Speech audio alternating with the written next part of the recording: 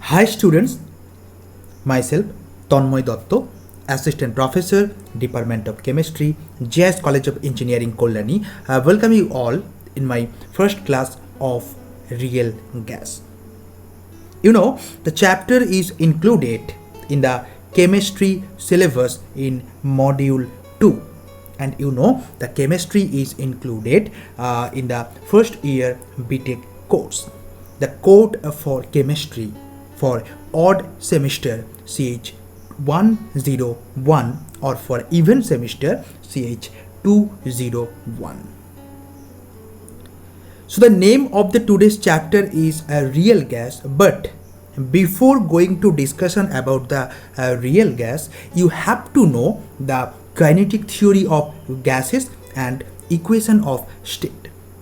That means the ideal behavior of the gas you have to know at first clearly, then only we can understand what is the deviation of the gas in the behavior from the ideal gas to a real gas. So if you don't have the sound knowledge in the ideal gas or the equation of state for the ideal gas, then it will be not it will not be possible to understand the properties of the real gas properly. Today we'll discuss about the kinetic theory of gas. So you have to know at first what is the kinetic theory of the gas. So in case of kinetic theory, you know that in kinetic theory of gas that there are some postulates there. Okay, so first of all we'll discuss about the postulate of the gas for the kinetic theory. So what are the postulates of the for the kinetic theory of gas? So first of all, what is the first point? The first point is that a gas is composed of minute spherical particles. Okay, that means very small spherical particles. A gas is composed of very small spherical particles of which may be identical as or identified as molecules. All the molecules of a given gas are completely identical in size, shape and the mass. Okay, so for a particular gas, all the spherical particles which is identified as molecule, they are almost similar type of size, shape and the mass, but they can vary from one gas to another gas. Clear? So for one gas, all the molecules there will be same size, same shape and the same mass, but it will vary one gas to another gas. You have to keep in mind this point. This is the first point of the kinetic theory. Second point. What is the second point? Second point is that the volume occupied by a gas molecule, the volume occupied by a gas molecule is negligible as compared to the total volume of the vessel. Okay, that means if you think that this container is full of gas, okay, any of the gas, so what volume is occupied by the gas molecules, this is this is almost negligible. This is almost negligible with respect to the overall volume of the gas. Overall volume of the gas means the volume of the vessel. Okay, so what is the total volume of the vessel with respect to the volume of each and every molecule? That will be negligible. Clear? This is the second point. Okay, now third point is very important. What is the third point? According to the third point, it is very important. There is no force of attraction or a repulsion between the gas molecules. This is very important. Okay, keep in mind. So according to the third point of the kinetic theory of the gas, in between the two gas there will be no attraction force or the repulsion force. That means in between the two atoms there is no any kind of force is acting. Okay, so This is very important for the kinetic theory. The fourth postulate, what will be the fourth postulate? In the fourth postulate, the motion of the gas molecule, if suppose this is the container, so the motion of the gas molecules, they are in random nature. Okay, they are in random nature, each and every direction they can move. Okay, so during the random motion they collide with one another and also with the walls of the vessel. That means they can collide with each other,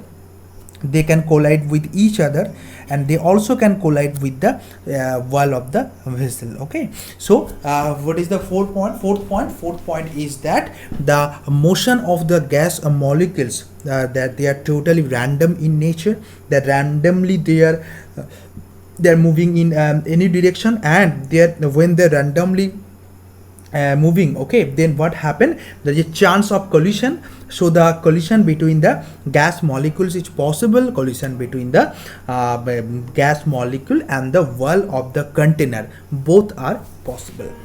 Come to the fifth postulate. In the fifth postulate, this is also very, very important. The collision between the gas molecules is perfectly elastic. I again repeat, the collision, this type of collision, the collision between the gas molecules is perfectly elastic. Due to this elastic collision, there occurs no loss of energy. So no loss of energy occur during the collision between the two gas molecules. So this is the fifth point of the kinetic theory of the gas. Sixth case, the Newton's second law of the motion is completely applicable to the motion of the gas molecules. Okay, the Newton's second law, we can apply the second law of the Newton's theory in the motion of the gas molecules. Seventh point, the average kinetic energy of the gas molecules is directly proportional to the absolute temperature of the gas. Okay, so average kinetic energy that directly proportional to the absolute temperature of the gas. So these all are the ideal condition, and you know the gases which obey all the above postulates, all these postulates which we discussed, that all the postulates, if any gas obey, then this gas is called ideal gas. Now the main points of the kinetic theory of the gas, which will be very much important when we discuss further in the chapter, that you have to consider the volume of the gas molecules are negligible. Okay, there are almost no volume we will consider. Okay, volume of the gas molecule. Second thing is that there will be no attraction force or repulsion force. There will be no force between the two gas molecules. This is very, very important, and the collision is totally elastic in nature. Okay, a totally elastic collision. So these all are the ideal condition, but in naturally what gas we observe, we see that all the gases are a real gas because they do not obey the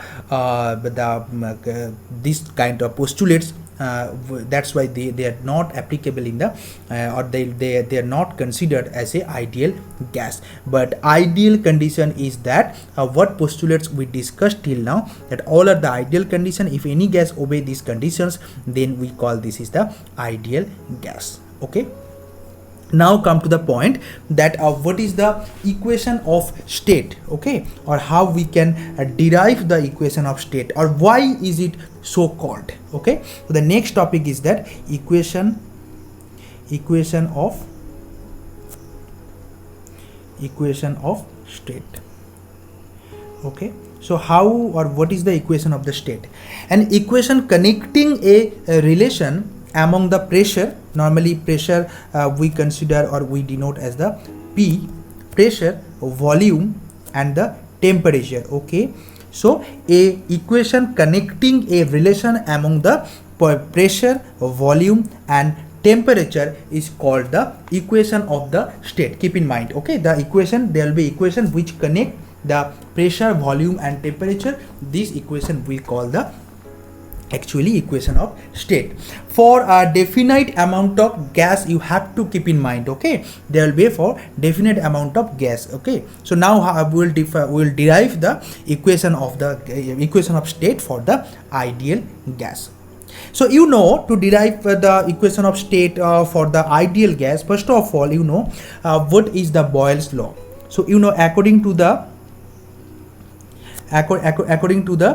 Boyle's law, we can write down that that V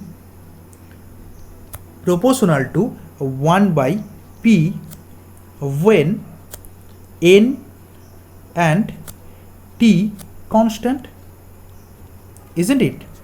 N means number of moles, actually, that means amount. We can consider the amount for what I told you, for definite amount of gas, so that means obviously there will be N means number of moles will be there, and T temperature will be constant. So according to the Boyle's law, V varies 1 by P, that is the according to Boyle's law. Now what is the Charles law? So according to Charles law, we can write down what is the Charles law. Just remember what was the Charles law, which you already read in the higher secondary level. So according to Charles law, we can write down V proportional to T when N and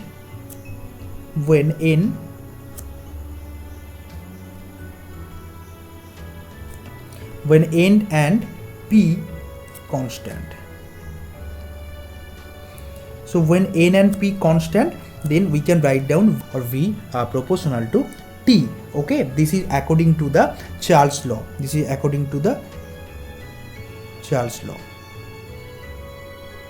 So what we have two equations at this moment. Okay, so what are the equations? The first equation is that V proportional to 1 by P and V proportional to T. Okay, according to Boyle's law and according to Charles law. Then from Avogadro's law, what we get from the Avogadro's law? So from Avogadro's law, there is also another equation we can write down, that V proportional to N. So V proportional to N when obviously P and T constant. So according to Avogadro's equation, we can write down V proportional to N when P and T constant. Okay, so now we have the three equations. Okay, now in our hand we have the three equations. First equation, V proportional to T. Second equation, V proportional to 1 by P. And third equation, V proportional to N. N means number of moles according to Avogadro equation. So now if we write down these three equations, okay, if we combine the three equations, then what we'll get? So we'll get that finally the equation will be that V proportional to N T by P, isn't it? So if we combine the three equations, just look here, that if we combine the three equations, V varies T, V varies 1 by P, okay, and V proportional to N. So if we combine the three equations, then we can write down that V proportional to NT by P.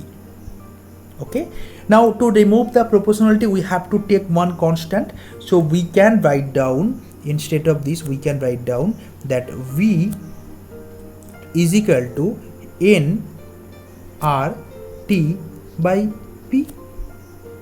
Okay, so where R is the constant, first of all constant, and what is the name of the constant? The name of the constant is the universal gas constant. You have to keep in mind this R, because this is very, very important for this chapter. Okay, I'll tell you what is the value, or what are the values in different unit of R. It is the universal gas constant. Okay, so then finally we get V is equal to nRT by P. Okay, so now we can write down that from this equation, PV is equal to nRT.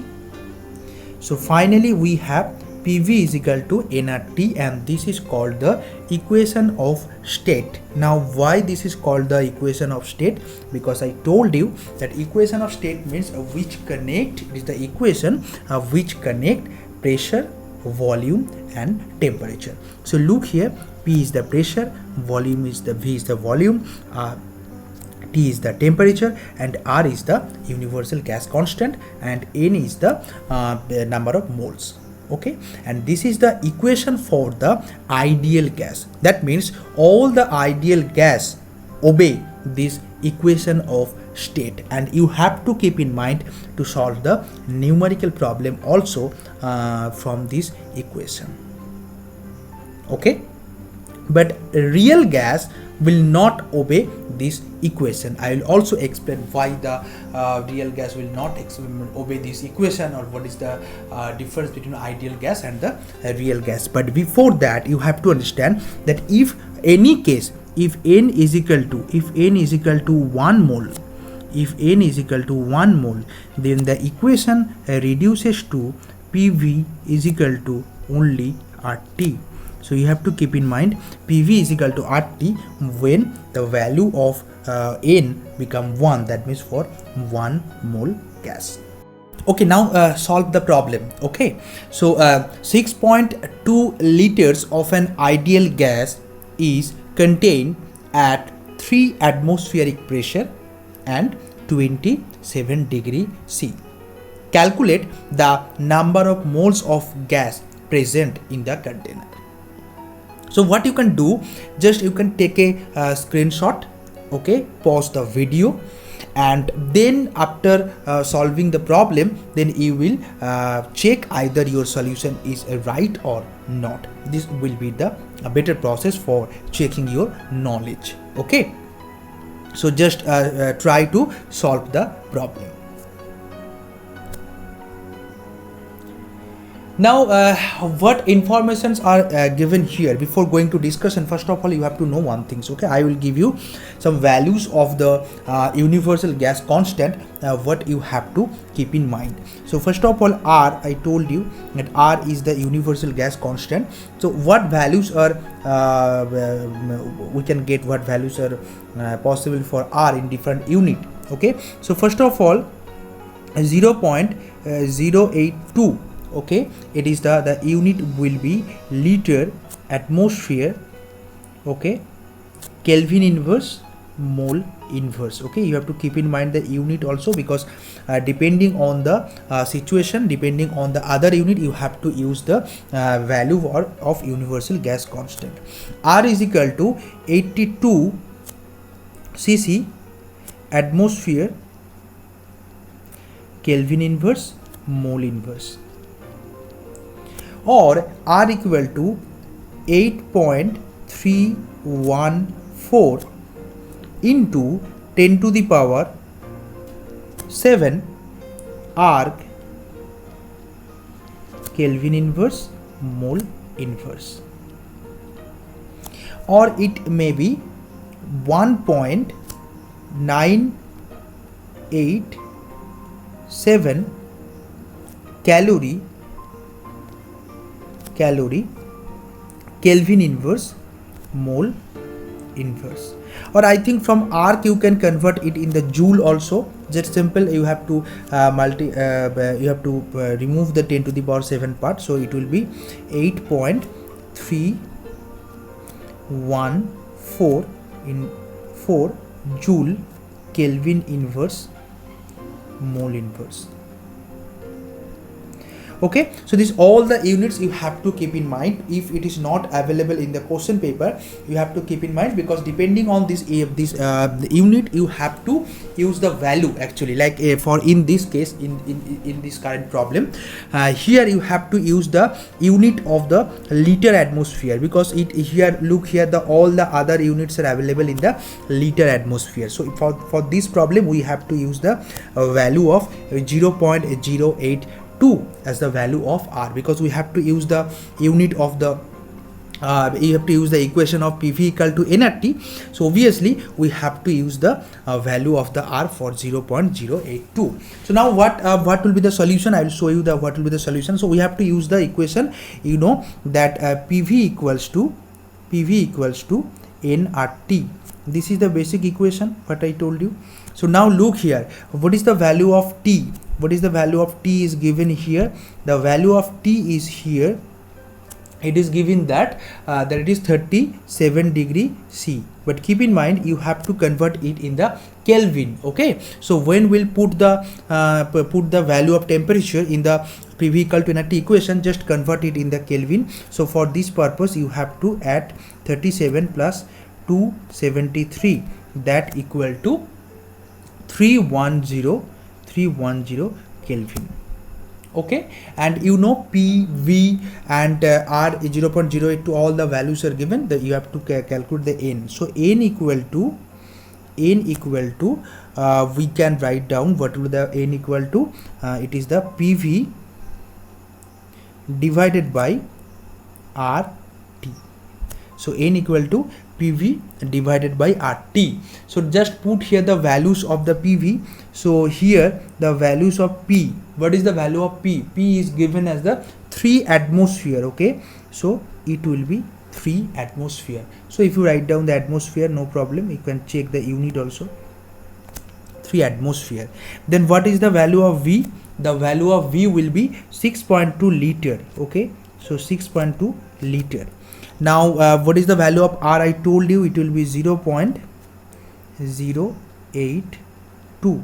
Okay, then there is a liter atmosphere per mole per Kelvin. Okay, so unit will be liter atmosphere in the short form per mole per Kelvin into T. T means 310 Kelvin. So look, all the unit will be cancelled out. Okay, only mole will be the remaining part. Okay, so this mole will be the remaining part. So all the unit will be cancelled out. So it is also per mole, so that means it will be in the upper position. So if you calculate it, then you will get the result 0.75 mole. 0.75 mole. So this is the answer of the question or the problem. So you have to check the answer. Okay, what I told you that when I will give you another problem also, what I told you, just you have to pause the video, take a screenshot, you have to pause the video, just try to solve by yourself. Okay, if your answer is right or wrong, you have to check the process also, then you can understand better your answer is right or wrong. Okay, so in this way you can check your concept. Now come to the next. Okay, now check the problem. Calculate the mass of 15 liter of NH3 at 27 degrees C at 900 millimeter Hg. Okay, it's a pressure of 900 millimeter Hg. So this is the problem. Then same way, try to solve the problem. Then you will check either your process and your answer is right or wrong.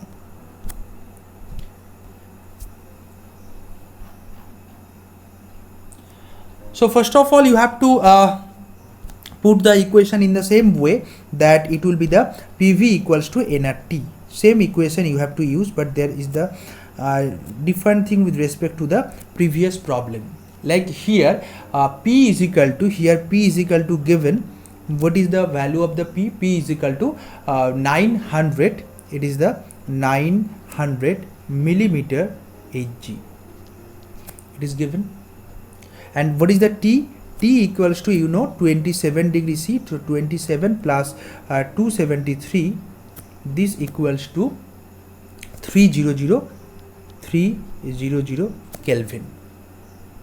Okay, and V is equal to, this is given, V is equal to 15 liter, and R is equal to, what will be the value of R? It will be liter atmosphere. I'll put here the value liter atmosphere, so 0.082.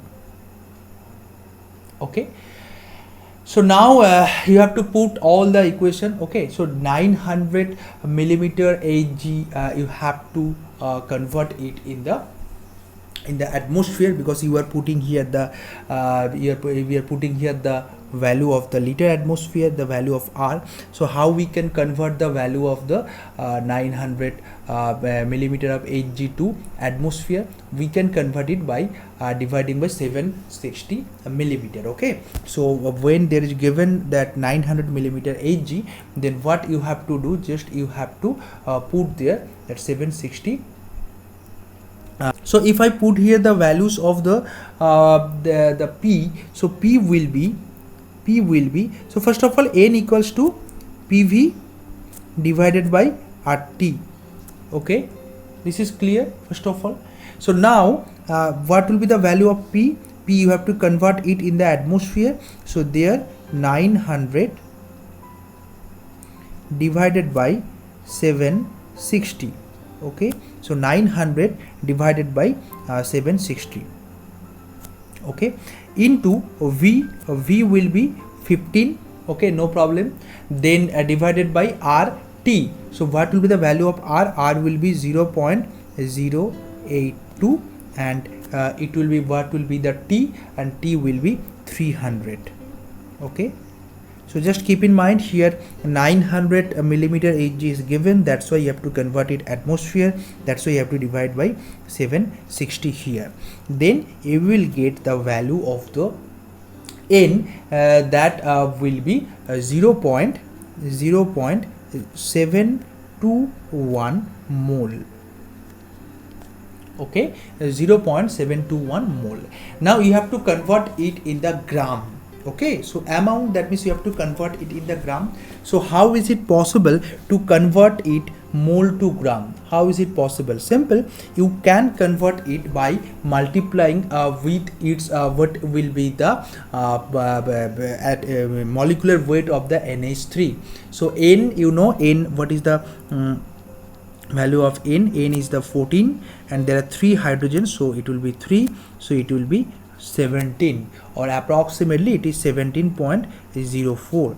so the molecular weight of NH3, it is the 7.04. so 1 mole equals to 17.04, isn't it? So 14 plus 3 equal to 17, so 1 mole equals to 17.04. so here the answer is the 0.721 mole. So what will be the amount? So you have to multiply with 0.721, you have to multiply with 0.721 into 17.04. so this will be the answer, because you have to calculate the amount. Okay, so amount means you have to convert the moles to, you have to convert moles to a gram. Okay, so 1 mole equals to 17.04 gram of NH3. so your answer is 0.721 mole. so 0.721 moles equal to how much gram you have to calculate, and the finally answer will be after multiplication, it will be 12.3. okay, so it will be 12.3 gram of NH3. so finally you have to check the answer. The answer will be 12.3 gram of NH3. this will be the answer. Okay, so in this way you have to check. There are lots of problems are there, you have to check from any of the standard books. Okay, in this way, and this is all about your ideal gas, and in the next class we will discuss about that what are the problems or what are the limitation. That's why in the real gas these postulates are not applicable. Okay, so why real gas is different with respect to ideal gas, from which point of view. Okay, and then we will discuss about the equation for the real gas. Okay.